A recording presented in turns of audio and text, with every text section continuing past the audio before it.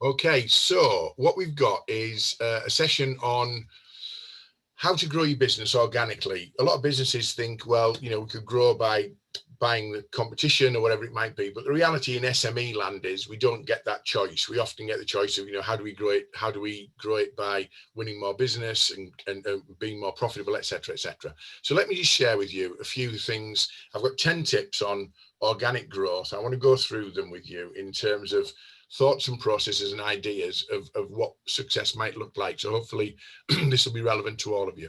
So the first thing is, and it's not unusual, and Pamela said the same for social media, you've got to have a strategy around what you're trying to achieve for your business. But I would also include in there your pricing strategy.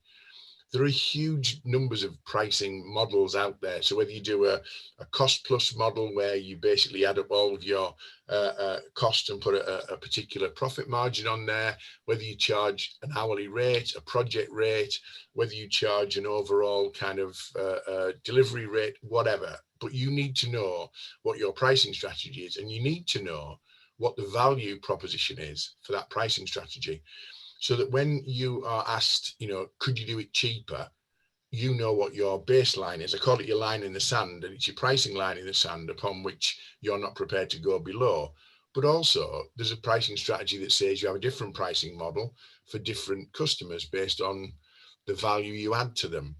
Pamela and I have been working together on package pricing, and package pricing works really well for the business because it's very clear and consistent in terms of what the offer is. But it's also very good for the customer because the customer is very clear that this is a non-negotiable package. It looks like this, it sits on there, it does this, and that's the investment that they're going to make in there. I've mentioned many times, I don't use the word cost or price. Usually I use the word investment because people are investing in a solution that you're providing. So number one, make sure you have a strategy. Second thing is, the businesses I work with who are the most successful know their numbers inside out. And if you employ salespeople who don't know their numbers, then don't employ them, because a salesperson should know their numbers inside out as well. And it's not just in terms of, how many calls they've made and whatever. It's about things like the average order value. It's things like how many prospects they've got. It's things like how many proposals they've got outstanding. It's the monetary value. It's their performance on the monthly basis. So if you've got an annual target broken down monthly, it's looking at those figures on a religiously minimum of a weekly basis and saying, how are we progressing, so we can take remedial action when it comes to sort of week one of month one. It's started quietly. We've got 3 weeks to resolve that, as opposed to wait until the end of the month saying, oh, it's been quiet this month. Inside knowledge of your figures. So how are we progressing? What's the target? How are we doing towards that? What do we need in terms of numbers to achieve that? How realistic is it? Average order values. We've just done a piece of work for a client recently, and we've based it on a particular installation of a particular product, because we know the average order value of that product is about £5,000. So we've said, look, we need 33 of these a month to achieve the objective in terms of the target. Now, if we don't get 33 of them a month, but we get the average order value up, then that's okay as well. But you've got to know your figures inside out. The third thing is your strategy and your activity, and everything you do should be separate from new customers and existing customers. Existing customers sometimes get a rough ride because, we've run them, we've got them, we might take them for granted. A bit like I said with the CRM, they're not even connected to us on LinkedIn in a lot of cases because, well, why would they be? Because we've already got them. So we don't need them on LinkedIn, and not because we don't need them, but we've just forgotten to ask. But also, when a business gets to a certain stage, if you're in a growing business, the minute you can afford to separate out your new business acquisition and your existing key account management functions, because the skill set required to be a key account manager is very different to be the person who's a new business hunter. Now, if you can't do that, recruit for what you need most. Now, if you need more new business because you haven't got a massive existing customer base, then you need to recruit a hunter, but make allowances for the fact that they're not probably going to be the person who's going to develop the relationships with those existing customers as well as you'd like them to. Or if you've got an existing customer base that's been unloved for a while, then why not get a key account manager who can invest the time, effort, energy, and relationships in developing those opportunities to a full extent, but never try and mix them for a long time throughout your business, because they're very different disciplines, very different skill sets, and very different in terms of how you approach them. So, we need to think about what's that going to look like in our business? How do we deal with existing and how do we deal with new? The next one, this is I've got Joe on from NDB Rocks. Joe will back me up on this, I'm sure, in terms of data. Joe, it's boring as hell, isn't it, data? Sorry to say, but it is boring as hell. And data's dull. And data's like, oh my God, I've got to do data. I've got to do something. But essentially, without it, you're not going to deliver on your strategy. You need to know, like you need to know your numbers, you need to know your data, you need to know your information. You need to be able to segment that data. You need to be able to target that data in terms of audience. The thing I was talking about, the e-learning company, in terms of research, on Friday just gone, we did a piece of research around equality, diversity, inclusion. And the reason is they've done a really great piece of work on, it's called Let's Talk Race Relations. And it was done for BT.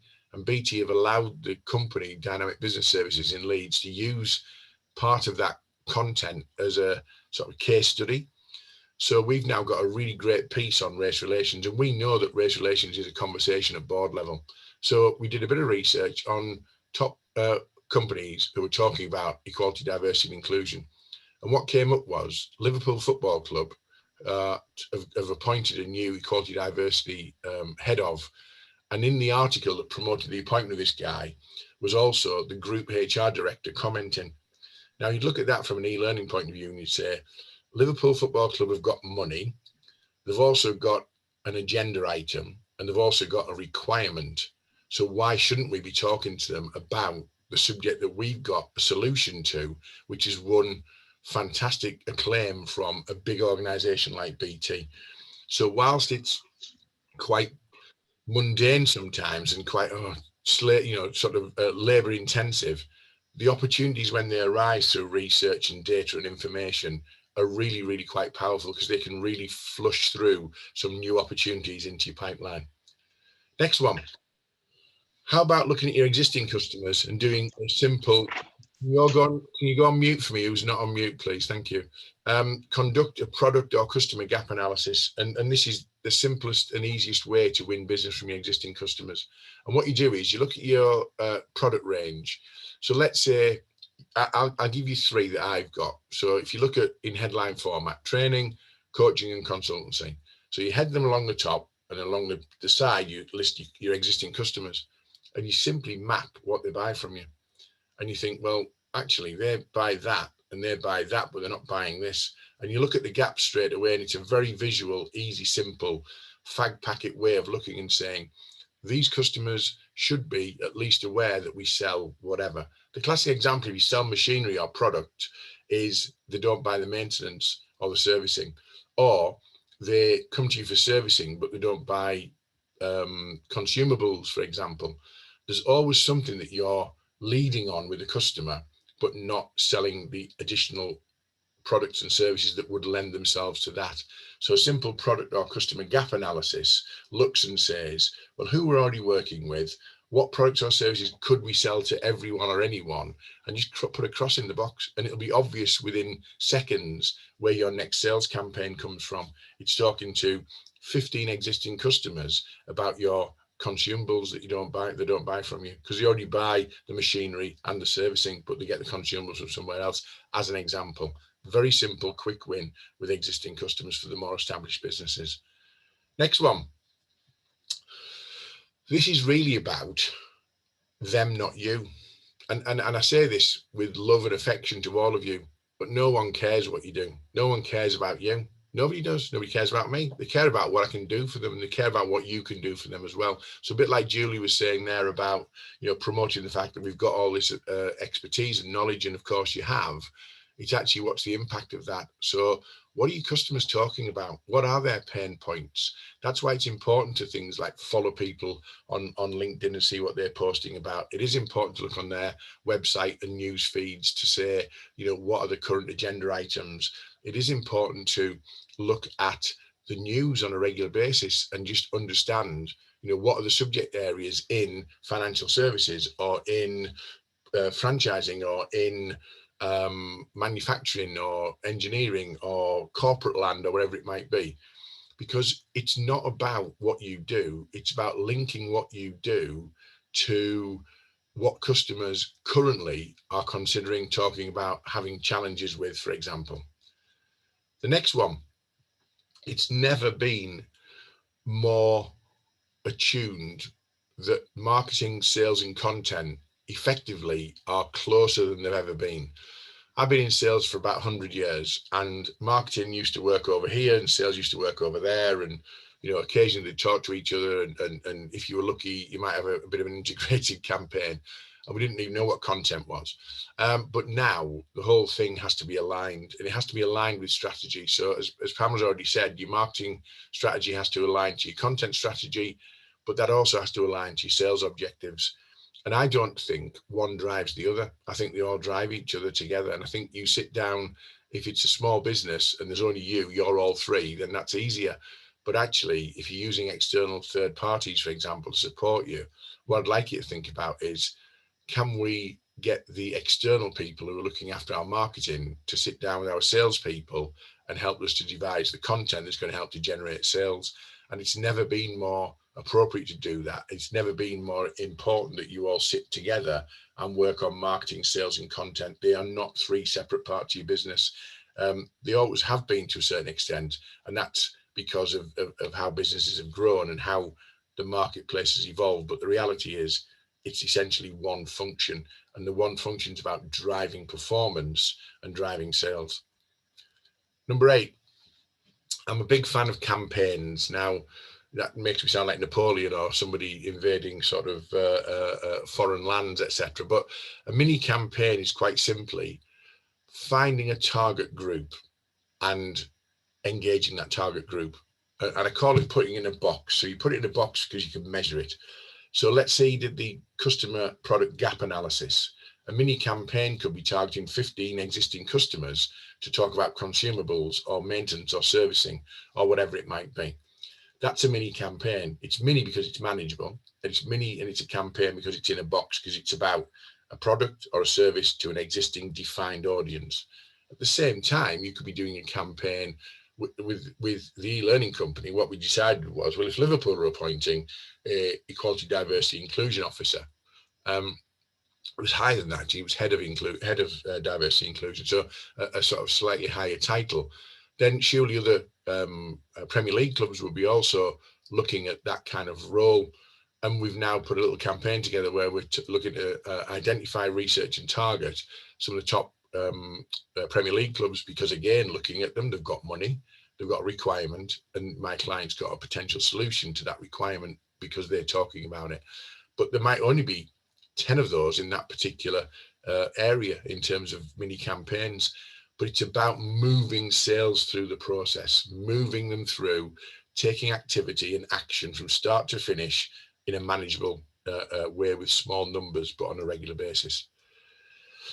Next one, with existing customers, going back to them, is you need to review your performance with an existing customer, because if you don't, then they won't feel loved. There is an argument that says you're supposed to engage with your customers 7 times a year, but that's non-operational touches. And non-operational touches, sending them a note on a birthday, or inviting them to a rugby match with you, or you're doing something that's outside of the workplace, because the workplace touches are, you've placed an order, we've serviced the requirement, or we've sent an invoice and we've chased the invoice. That's just doing business. That's not a touch. That's just doing business. So when you touch your customers 7 times a year, at least 3 or 4 of those touches should be sat down with them on a review meeting. Now, I'd prefer that to be face-to-face if it can be achieved, but if it has to be Zoom. But it's not a phone call. And it's a review meeting that starts off with, how have we done since we last spoke? Formally, not since we last spoke about your invoice on Monday, since our last review meeting. How have we done? What's happening in your world right now? What do we need to be aware of in the next quarter or the next 2 months, however long the review meeting gap is? What do we need to be aware of and working on to help and support you? And then essentially what you're doing is you're making sure that you're an integral part of their decision-making process. as an external provider. I'd like to elevate most of my clients where I am not a supplier, but I'm a partner. I'm collaborative. I'm seen as somebody who's an extension of their senior leadership team for whatever reason it might be. But a review meeting, if you phone up a client and say, can we have a review meeting? They'll say, oh, we're okay, thanks, everything's okay. Because they don't really want one because they don't understand one. But if you ring the client and say, I'm ringing to set our review meeting, and they say, what review meeting? And you say, the review meeting we put in place with all of our key customers, then it's just an argument whether you're coming to see them on Tuesday or Thursday or a week on Wednesday. If you say, can we come and see you? They'll say, we're okay, thanks, because people are precious about time. Can we set up a Zoom call? We're okay. Honestly, it's all good. Everything's okay. You're not owning that relationship. But I'm ringing up to organize our review Zoom, our review Teams, our review meeting. What review meeting? The one that we put in place for all of our key customers, which is why we ensure that we look after you. It becomes a discussion about the date only. And the last one to think about is, I'm sure you've all heard of the Pareto principle, 80-20. 80% of your business will come from 20% of your customers. And actually, if you look at it on that basis, a lot of businesses treat every customer the same. The reality is working out very quickly where your opportunity is with those top 20% of customers, because you want to put the energy and effort towards the growth, which is where the sort of 80% of your growth will come from, the bigger customers, the more loyal customers, the customers who will support you. And that's about having a strategy and going back to point number one. So I've just thrown that a little bit together for you this morning because we had a gap in the session. But I will ask if we've got any questions. Russell, are you managing the chat? There's a lot going on. I don't know if there are questions or observations. Yeah, there's just observations in there, really. When you mentioned about data, I get updates every morning through from the business desk across the north. Yeah. Just for people merging or expanding, or they do a really good thing where they've got newer points, like you mentioned there, about new roles within businesses. So it kind of gives you a reason to connect with those people on LinkedIn. Obviously, not bang straight in with a sales pitch, but make them aware of who you are and understand what, if they're merging two businesses, how are you going to do that? Is there anything we can help you with? Because IT is usually one of the tricky ones. So it's in there. A typical merger is, like you say, a good opportunity for IT, isn't it? Because two systems are probably not going to talk to each other. So it's thebusinessdesk.com, and you can sign up for Yorkshire, the Northwest, or the West Midlands, and the three separate ones. And slightly annoyingly, they give you an update for stuff. When somebody's coughed or sneezed in West Midlands, you get a little note in your email. But it's worth knowing not to cough and the sneeze, obviously. But also there's one called UMI, UMI, which is another good local one, which covers sort of really good information that's valuable to you as a business. Movers, shakers, appointments, mergers, acquisitions, who's won big contracts, all that kind of stuff. And then the other one is Insider, which is Insider do a monthly magazine for Yorkshire. They do one for Manchester as well, but they also do an online version. It's not wasting time looking at the right parts of social media or reading the right news feeds. A lot of people, old school, think, oh yeah, I'll do that outside of work because I'm looking at stuff. I'm looking at the internet. That's part of your job now. It is part of your job now to be doing that, to make sure that you are fully aware so you can influence. If you're not aware, you can't influence. So it's fully aware of what's happening in the sectors and areas and targets that you'd like to target and get into or influence, really. Any more observations or questions, Russell? There's nothing come through as of yet. No, I mean, like you've said about separating new and existing customers, I do think a lot of companies now expect you to be a jack of all trades in terms of hitting a new business number while managing a customer accounts as well. You kind of go, well, they don't go hand in hand. And again, it's a different marketing message. Like we use a product at Daisy called Power BI, which is unbelievable. And I saw that, which is when you talked about knowing your gap analysis, and it literally, we can run a report on who's got hosted system, etc. And that just makes targeting the customers and running the mini campaigns so much easier. Yeah, so again, data's king. Yeah, information's power, isn't it? And it is ball achingly boring. You know, I mean, Joe, do you want to unmute for me if you're still there? Because I've got it on. I haven't got it on gallery view. Joe, you work on data all day. You're a data geek in a good way, aren't you? And you love it, don't you? Yeah, I do. And just excuse an alarm going off somewhere in the background. I can't see what it is, but hopefully it's not too distracting. I can't work out what it is. But I'm still alive, and we're not on fire. Alarm, Joe. You what? It's not a fire alarm. No, I know, that's why I had to go and check. But yeah, I just want to pick up specifically. Sorry, what was the question, Nick? I'm just saying about data. You immerse yourself in that every day. Oh my God. Honestly, why I asked about the LinkedIn specifically, I've just had a set of data sent over to me that that somebody on Fiverr has identified as these LinkedIn targets being the people that we need to do a LinkedIn reach out campaign to. And I'm all for a bit of test and measure. You know, I'll never say no to anything. And I really wanted to work on it and find out, does this work? You know, hence my reason for asking about the bot earlier, Pamela. And I've gone through this. So the client has bought from Fiverr, okay? Some expertise, invested in some expertise from somebody. And they've sent over this list. And I went through just 20 of them. Some of them are retired. You know, they've still got LinkedIn profile, but they've retired. Some of them haven't got a picture on their LinkedIn profile and haven't been active at all. And yet they were about to spend money in doing a specific LinkedIn reach out campaign. It's like, no, you can't do it. There are no short wins to finding new business. There's no short wins or quick wins to managing your data. Nick, you said that you find it really, really boring. I absolutely love it. If you want to win some business and it's significant amount of business, you need to put the time and effort into winning that business. And Joe, I do it. I do it and I love it and I value it. I love finding the nuggets like the Liverpool. Oh yeah. On Friday, the Liverpool guy for my client was an absolute win. Yeah. A lot of people just think, oh, data, it's not. It's essential. It's one of the building blocks of your business, which is why I know that you and I call you a data geek in a loving way, but I'm happy with that. Exactly. You put it on your business card now. We are both, experienced sales professionals, and we know the value of it. So I just wanted to make sure that we had your take on that as someone whose business is built around data management, really. Okay. Yeah, there's no shortcuts is the toppest tip I can give you. Yeah, good stuff. Okay.